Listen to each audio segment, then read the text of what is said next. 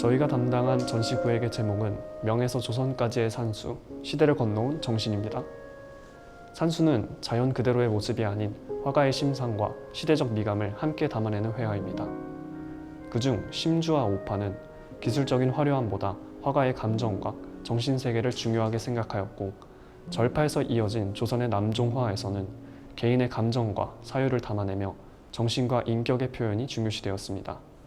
이렇듯 자연을 단순한 풍경이 아니라 삶과 정신을 담는 공간으로 표현해내는데요. 이를 공간에 어떻게 녹여낼까 고민하였습니다. 명에서 조선까지 이어지는 시대적 흐름을 고려하여 작품을 배치하고 작품 디스플레이에 여백의 공간을 활용하여 관람객이 여백의 공간을 상상하며 자연의 일부가 되는 경험을 할 수 있도록 의도하였습니다. 작품보다 설명문을 먼저 배치하여 내용을 이해하고 작품을 감상할 수 있도록 하였으며, 심주와 오파, 그리고 절파에서 남종화로 챕터를 나누어 시대적 연관성과 흐름을 중심으로 분리해 이해를 돕도록 설계하였습니다. 자세한 내용은 다음 분이 이어서 설명하시도록 하겠습니다. 안녕하세요. 이번 전시에서 심주와 오파의 영향을 받은 석촌 윤용구의 산수화 두 점을 맡아 소개하게 되었습니다. 시대도 국적도 다른 두 화가가 어떻게 산수화 속에서 만나게 되었을까요? 심주는 명대 중기, 오파의 중심으로 평가받는 인물입니다. 오파는 그림을 단순히 대상을 재현하는 기술이 아니라 화가의 학문과 인격, 내면 세계를 나타내는 정신수양의 수단으로 본 문인 화가들의 흐름입니다. 심주는 그 시작점에 있는 인물로서 후대에 지대한 영향을 미치게 됩니다. 심주 산수화의 포인트는 세 가지 정도로 볼 수 있습니다. 첫 번째는 필법입니다. 그의 힘있는 필치와 절제된 먹의 운용은 그가 표현하는 산천의 서정적인 분위기와 깊이감을 더해줍니다. 두 번째는 소재의 상징성입니다. 은자의 거처, 배를 탄 선비, 강가 근처의 정자와 같이 반복되어서 등장하는 소재는 그가 추구했던 은인의 경지를 보여줍니다. 세 번째는 시, 서, 화의 통합입니다. 시, 서, 화를 통합함으로써 그는 보는 그림을 넘어서 읽는 그림까지 확장했습니다. 이제 두 작품을 보시겠습니다. 첫 번째 작품은 윤용구 화첩의 신면에 실린 작품입니다.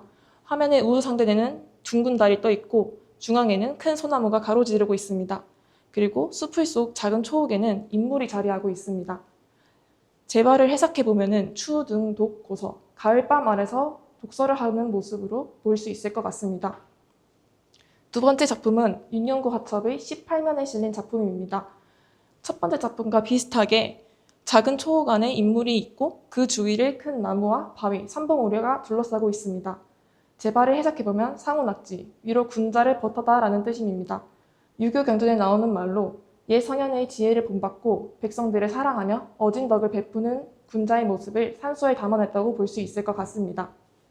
두 작품 모두 시, 초옥, 작은 인물, 그를 둘러싼 산천을 동일하게 볼 수 있습니다. 결국 이 두 작품을 통해서 심주가 400년 전 찾아낸 은일의 미학을 일제강점기 시대의 문인인 윤용구가 자신의 장의선에서 붓끝으로 그려낸 마음의 풍경이라고 볼 수 있을 것 같습니다. 지금 보시는 이 작품은 강가의 풍경을 담은 남종 문인화 계열의 산수화입니다. 남종 문인화는 중국 명대 오파를 중심으로 형성된 문인 중심의 회화 전통으로 대상의 외형을 사실적으로 재현하기보다는 화가의 정신과 사유를 표현하는 데 목적을 둡니다. 이러한 특징은 먹과 붓의 운용, 즉 필목 중심의 표현과 여백의 적극적인 활용으로 나타납니다. 이 작품 역시 이러한 남종 문인화의 전형적인 특징을 잘 보여줍니다.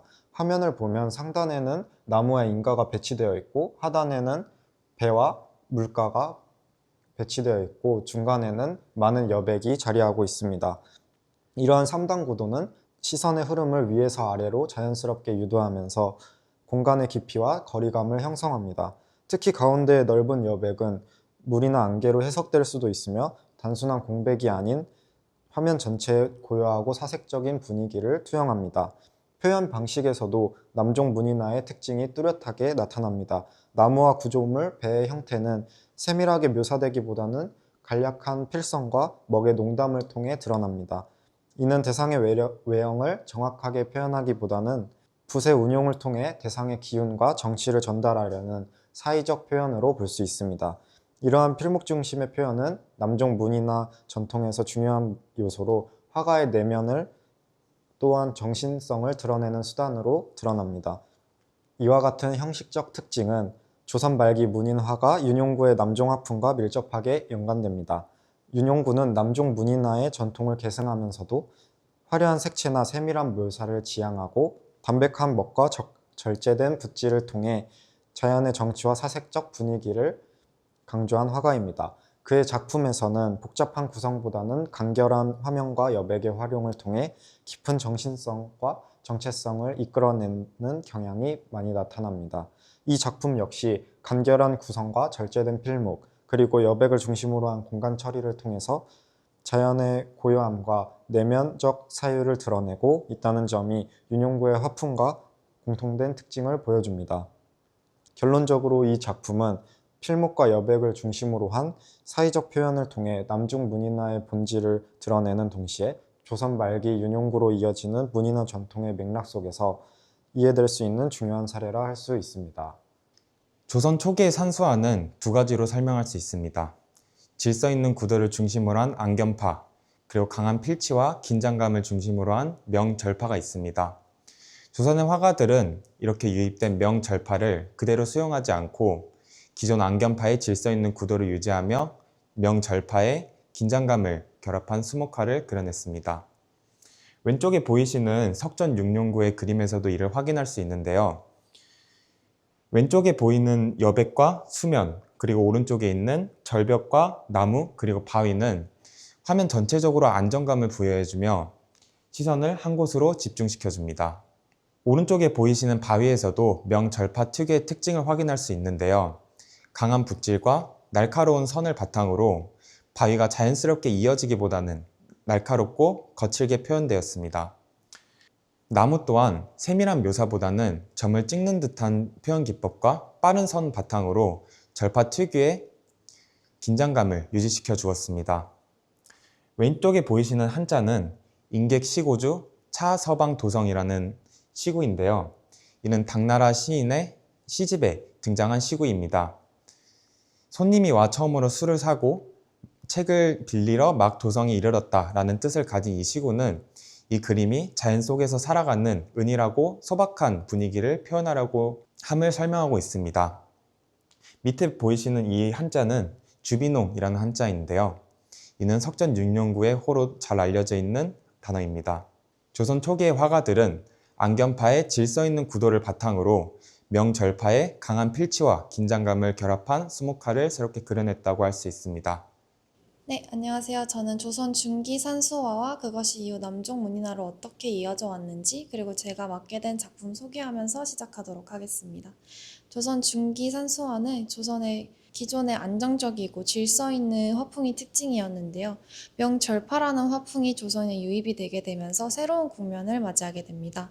명절파는 거친 붓질과 강한 필치를 특징으로 하는 화풍인데요.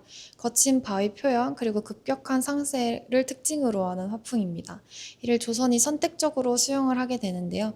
기존 조선의 안정적이고 질서 있는 구도를 유지한 채 명절파의 화가의 인성과 그 화가가 가지고 있는 사상을 잘 표현하는 걸 더 중점으로 두고 있습니다. 풍경을 어떻게 사실적으로 담느냐보다 화가 자체의 사상을 어떻게 표현하느냐를 더 중요하게 생각하는 그런 사람이었는데요. 이는 문기와 서건기로 설명이 가능합니다. 문기는 화가가 가지고 있는 사상과 그리고 인성 학문적 깊이를 더 중요하게 생각하는 것이고, 서건기는 학문적으로 통달하고 깊이 있게 공부한 사람만이 낼 수 있는 분위기를 뜻합니다. 남종 문인화의 화풍과 표현 기법의 특징이 있는데요. 바로 피마준과 태점 그리고 여백입니다. 피마준은 부드러운 선으로 산을 표현 기법이고요. 태점은 점을 찍듯이 풍경을 표현해서 자연의 역동성을 표현할 수 있는 기법입니다. 그리고 마지막으로 여백은 그냥 단순히 빈 공간이 아니라 화가가 가지고 있는 성찰과 그런 고민, 사상 같은 것들을 표현할 수 있는 공간으로 아주 중요한 역할을 하는 그런 표현 기법입니다. 이번에 소개하게 될 작품에서도 그 특징을 아주 잘 볼 수 있는데요. 이쪽으로 보시면 이쪽에 있는 급격한 산세 그리고 거친 바위 표현은 명절파에서 영향을 받은 사실을 확인할 수 있습니다. 반대로 산과 바위는 부드러운 선을 사용해서 표현이 되어 있는데요. 이는 바로 남종 문인화의 특징에서 확인해 볼 수 있었죠. 그리고 마지막으로 여기 있는 여백 또한 이 화풍을 좀 더 서정적이고 분위기 있게 더 표현할 수 있는 표현 방식으로 사용이 되었습니다. 즉 조선 산수화는 명절파와 조선만이 가지고 있는 사상, 분위기를 재해석했다는 점이 가장 큰 특징입니다. 감사합니다. 조선 화가들은 명청대 회화를 그대로 따르기보다는 자신들의 화풍 속에 선색적으로 받아들였고, 이 흐름은 조선 후기 강세왕에 이르러서 남종 화풍, 곧 붓에 담긴 뜻을 중시하는 남종 문인화로 정착합니다. 이 그림은 화첩의 19면인데요. 왼쪽 위에서 오른쪽 아래로 강물이 비스듬히 가르지르고, 가운데 강 위에 작은 배와 인물이, 그리고 아래쪽 기슭에는 강을 바라보는 사람이 있습니다. 추강대도라고 해서 가을 강에서 나룻배를 기다린다는 화제입니다. 그리고 화면 오른쪽에 제발을 읽어보면 장승효의 추강대도도가 세상에 회자되고 있다라고 적혀 있습니다. 장승효는 활용점정 설화로도 유명한 6세기 중국 화가인데요. 그런데 윤용구는 19세기에서 20세기 초의 사람이라 1000년이 넘는 시간차가 있고, 추강대도도라는 그림이 실제로 있는지조차 확인되지 않습니다. 그리고 이 화첩 다른 면에는 방울림, 방심석전이라고 옛 대가의 이름을 직접 내건 면들이 있는데, 여기서 방은 그림을 베끼는 것이 아니라 그 정신을 잇겠다는 뜻입니다. 이 작품은 방자를 직접 쓰진 않지만 작가의 이름을 언급한다는 점에서 같은 태도를 공유하고요. 그리고 방울림, 방심석전에서 말하는 예찬이나 심주와 달리 장승효는 그 화풍이 직접 전하지 않으므로 화가가 기댄 것은 실제 그림이 아니라 그 장승효라는 이름이 가지는 고전의 무게라는 점에서 남종 문인화의 태도가 잘 드러난 작품이라고 할 수 있습니다. 조선 후기 문인화는 단순히 자연 풍경을 사실적으로 재현하는 데 목적이 있는 것이 아니라 화가의 감정과 정신세계를 표현하는 데 중점을 두었습니다. 그래서 세밀한 묘사보다는 붓의 흐름과 먹의 농담을 통해 자연의 분위기와 정서를 전달하는 특징을 가지고 있는데요. 이 작품에서도 이러한 문인화의 특징을 확인할 수 있습니다. 화면에는 자연의 한 장면이 담백하게 표현되어 있으며 복잡한 묘사보다 간결한 필치가 사용되었습니다. 특히 넓게 남겨진 여백은 단순한 빈 공간이 아니라 안개와 공기, 그리고 사유의 공간을 상징하며 작품의 차분한 분위기를 만들어줍니다. 이 작품은 조선 후기 문인화의 중요한 특징인 사의성 역시 보여주는데요. 대상을 있는 그대로 묘사하기보다 화가가 느낀 정서와 정신세계를 표현합니다. 따라서 이 그림은 자연의 외형을 그대로 재현하기보다는 자연 속에서 느끼는 고요함과 여유, 그리고 화가의 내면 세계를 전달하는 데 초점을 두고 있습니다. 그렇기 때문에 이 작품이 화려하거나 복잡하지 않아도 오히려 더 깊은 여운을 남긴다고 느꼈습니다. 그림 속 여백과 절제된 표현은 사람을 통해 잠시 멈춰 생각하게 만드는 힘이 있으며 이것이 작품이 지닌 가장 큰 매력이라고 생각합니다.